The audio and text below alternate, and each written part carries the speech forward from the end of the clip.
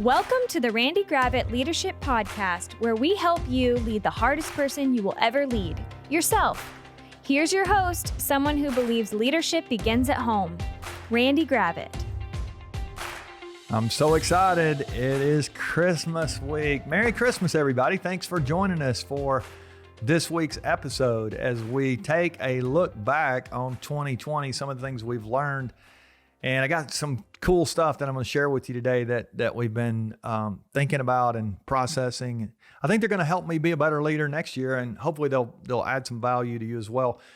Before we talk about that, I want us to think about 2021. We've got our course coming out, 21 Days to Your Best Year Ever. And I'll tell you what I'm certain of at this point, after all these years of leadership.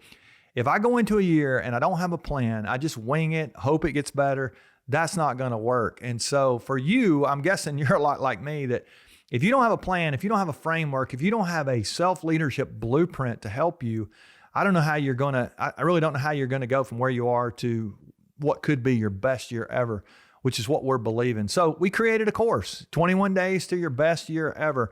It's the course I always wanted to go through. I couldn't find it, so we just built the thing because I knew there were leaders like you out there who there's greatness in you and it needs to be unleashed. And so we really want to help you get from where you are to where you want to be. So here's what I want to challenge you to do. I encourage you to do, I guess I would say it that way.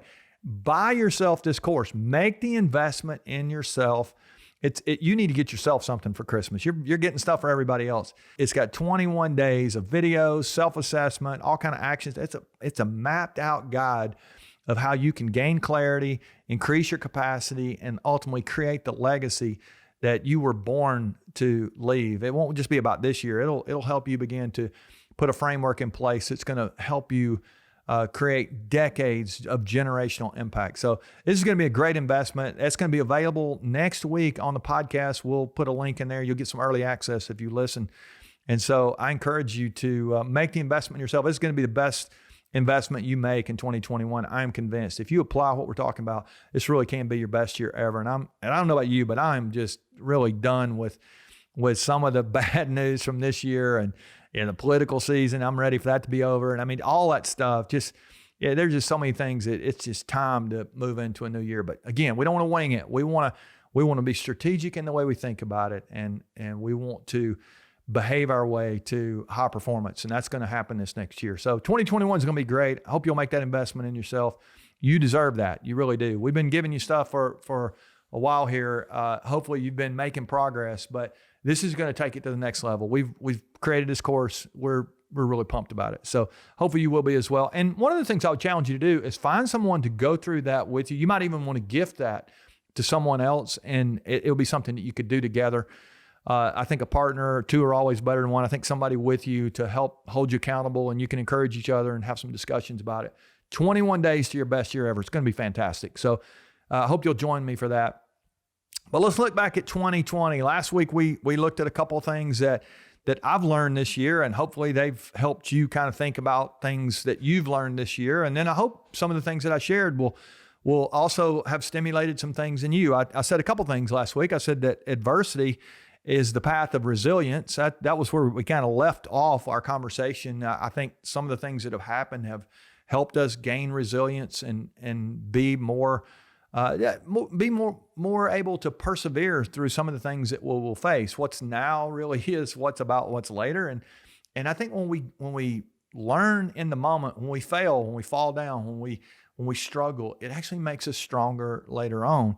And then the other thing I said was disruption creates permission. Disruption creates permission. And I shared about my daughter's wedding, and I told her it was the ultimate permission slip. When, this thing's going on, you as a bride, you can change whatever you want to. We do whatever we want to.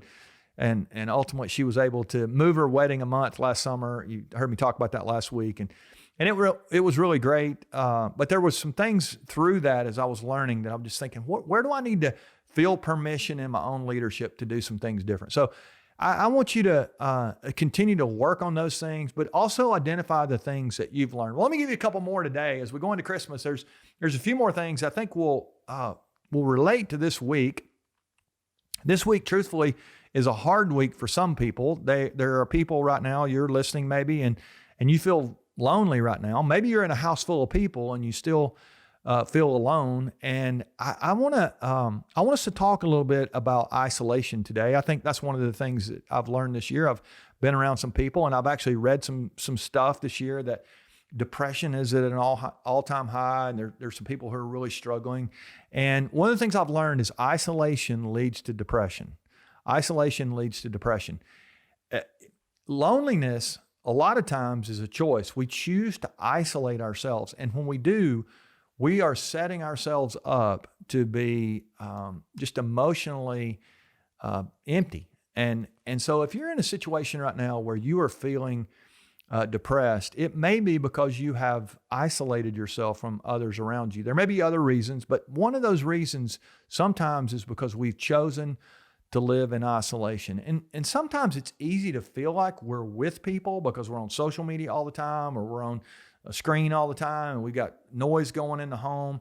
But there's a difference in noise and a relationship that is face to face. And so I want to really encourage you this week during Christmas to surround yourself with some people and really see the people that you're with. It's one thing to be somewhere, but to really be there, to be emotionally present and physically, engage with someone, eye contact and to smile at each other. And there'll be some hugs this week, and you'll sit around the table and listen to stories. I encourage you this week, if you're feeling emotionally drained right now, surround yourself with some people this week. And you may not even be able to be physically together, but you can actually be emotionally together. You can, thankfully we do have technology. We do have screens, and we have FaceTime and Zoom calls and all those things. And maybe there's people across the country that you just need to connect with this week in an intentional way. And so I encourage you to do that. But let's make sure that we learn one of the lessons from this year, and that is that isolation leads to depression. And if there's some things going on in your life right now where you feel isolated, I encourage you to reach out to a friend or family member and again, just surround yourself with the relationships this week that are going to be life-giving. Here's another thing I learned this year. You can be physically distant and still be emotionally present. I think there's an important phrase that's been going around this year that we need to social distance from each other. I actually hate that phrase. I think that's kind of stupid, truthfully. I'm not talking about the CDC or the World Health Organization. That's not what I'm talking. I'm talking about. I think there's a difference in social distancing and physical distancing. And I think one of the things that we need, obviously, with a virus going around, we do need physical distancing. That whole 6 feet. I mean, that's great. But we really don't need to be socially distant. There's a difference in the two. And so what I'm talking about as a leader, it is important for us. It kind of goes back to what I was saying a minute ago with isolation.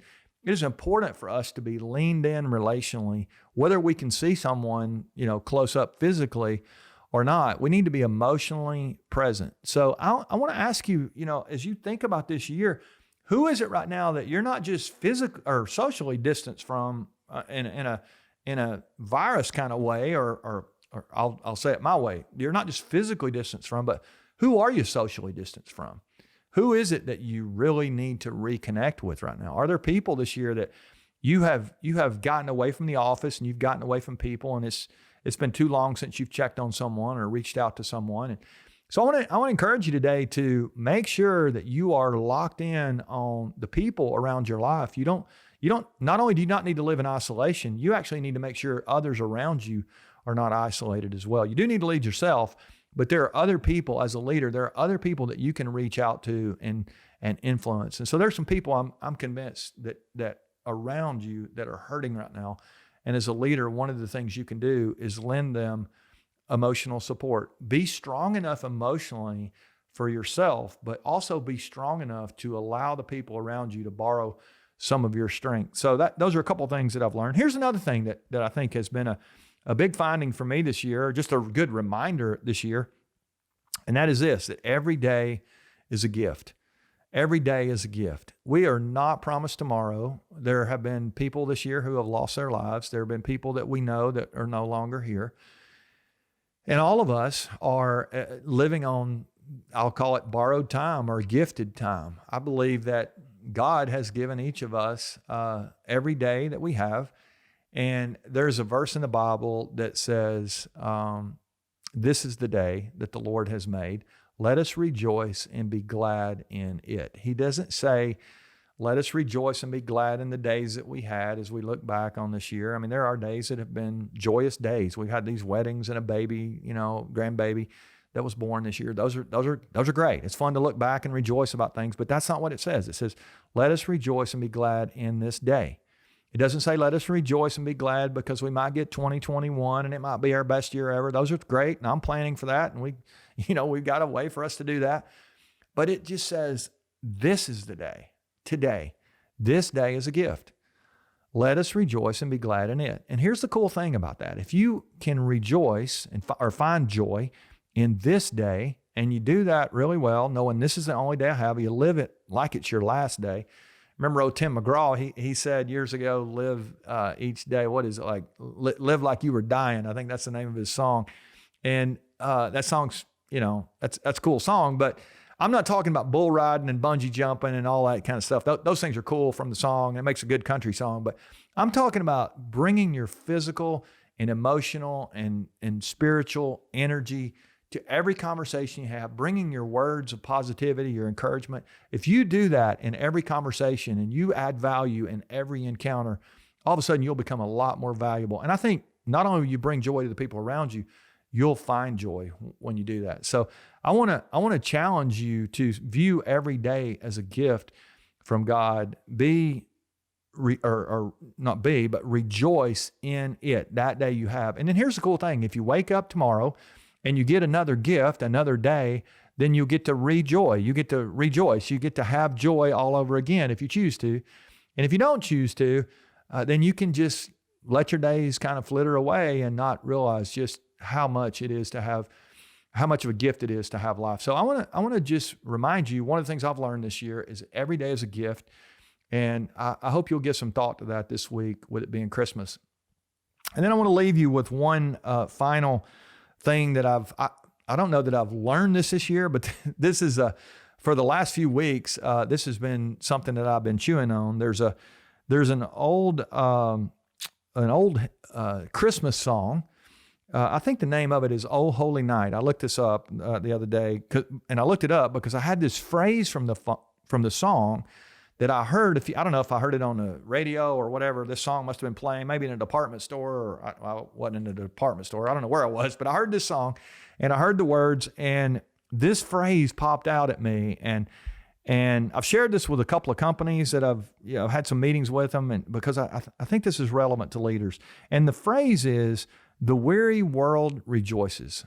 The weary world rejoices. Now, that tells us a couple of things. If you think about the song was written about a time that happened a couple thousand years ago when the world evidently was weary during that time. We know it was, if we know our history. A couple thousand years ago, the world was weary, and that world rejoiced at that time because God sent his son, Jesus. That's why we have Christmas. We celebrate the birth of Jesus Christ. And so when that baby Jesus came, the weary world rejoiced. I've been thinking about that little phrase the last few days, and I've been asking myself the question, is anybody rejoicing or feeling life because of the way I'm living my life? And I want you to ask yourself the question today, are you bringing joy to the people around you, the people who are weary around you? I know a lot of people right now who are weary, they're struggling, they've had a really hard year.